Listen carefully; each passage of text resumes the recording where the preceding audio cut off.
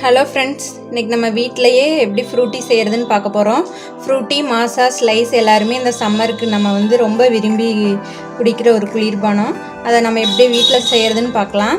அதுக்கு தேவையான பொருள் பார்த்திங்கன்னா மாம்பழம், நல்ல இனிப்பான மாம்பழம், புளிப்பு மாம்பழம் எடுத்துடாதீங்க. அப்புறமா சர்க்கரை, அதுக்கப்புறம் ஒரே ஒரு எலுமிச்சம்பழம். சரி வாங்க இப்போ இதை எப்படி செய்கிறதுன்னு பார்க்கலாம். மாம்பழத்தை இந்த மாதிரி கட் பண்ணிவிட்டு மிக்ஸி ஜாரில் போட்டு நல்லா அரைச்சி எடுத்துக்கோங்க. மிக்ஸி ஜாரில் சேர்த்து நல்லா ஒரு ஃபைன் பேஸ்ட்டாக அரைச்சி எடுத்துக்கணும். அந்த பல்ப் நமக்கு கொஞ்சம் கூட இருக்கக்கூடாது. பாருங்கள், இந்த மாதிரி நல்லா பேஸ்ட்டாக அரைச்சி எடுத்துக்கோங்க. அதுக்கப்புறமா அடுப்பில் ஒரு பேன் வச்சுக்கோங்க. அதில் நம்ம இந்த அரைச்சி வச்சுருக்கிற மாம்பழ விழுதை ஆட் பண்ணிக்கங்க.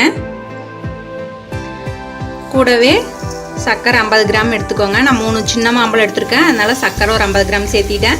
உங்கள் மாம்பழம் ரொம்ப ஸ்வீட்டானதாக இருந்தால் நீங்கள் சர்க்கரை கம்மியாக சேர்த்துனா போதும். இப்போ இதை அடுப்பில் வச்சுட்டு அப்படியே கைவிடாமல் கிளறிட்டே இருங்க.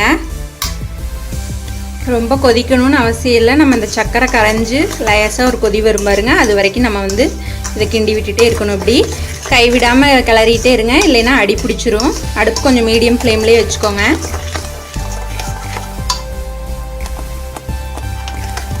பாருங்க, இப்போ நமக்கு நல்லா சர்க்கரையெல்லாம் கரைஞ்சிருச்சு. இப்போ இது கூட நம்ம லெமன் ஜூஸ் ஆட் பண்ணிக்கலாம். ஒரு அரை எலுமிச்சம்பழத்தை புளிஞ்சு விட்டுருங்க. ஏன்னா நம்ம சர்க்கரை போடுறோம் இல்லையா, அதனால கெட்டியாயிரும். எலுமிச்சம்பழத்தை புளிஞ்சு விட்டுட்டிங்கன்னா நம்ம எப்படி கன்சிஸ்டன்சியில் செஞ்சு வைக்கிறோமோ அது அப்படியே இருக்கும். கைவிடாமல் கிளறிட்டே இருங்க. சர்க்கரை இப்போ நல்லா கரைஞ்சிருச்சு. இப்போ ஸ்டவ் ஆஃப் பண்ணிடலாம்.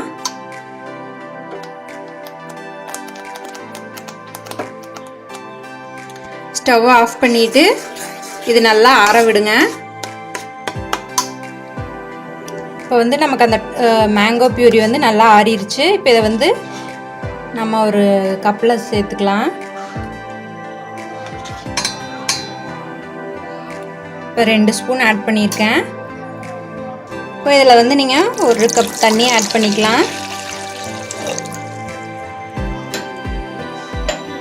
தண்ணி ஆட் பண்ணிவிட்டு நல்லா இதெல்லாம் கலக்கி விடுங்க. நல்லா கலந்து விட்டுருங்க.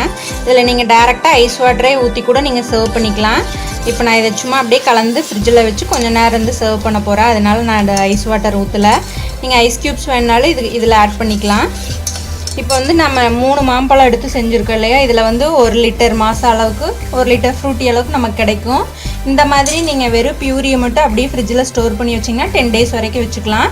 இந்த மாதிரி கலந்து வச்சிங்கன்னா, தண்ணி ஊற்றி கலந்து வச்சிட்டிங்கன்னா ஒரு 3 டேஸ் வரைக்கும் நம்ம ஃப்ரிட்ஜில் ஸ்டோர் பண்ணி வச்சுக்கலாம். இதை நீங்கள் வீட்டிலையே செஞ்சீங்க அப்படின்னு சொன்னால் யாருமே நம்ப மாட்டாங்க. ஃப்ரூட்டி அவ்வளோ சூப்பராக இருக்குங்க.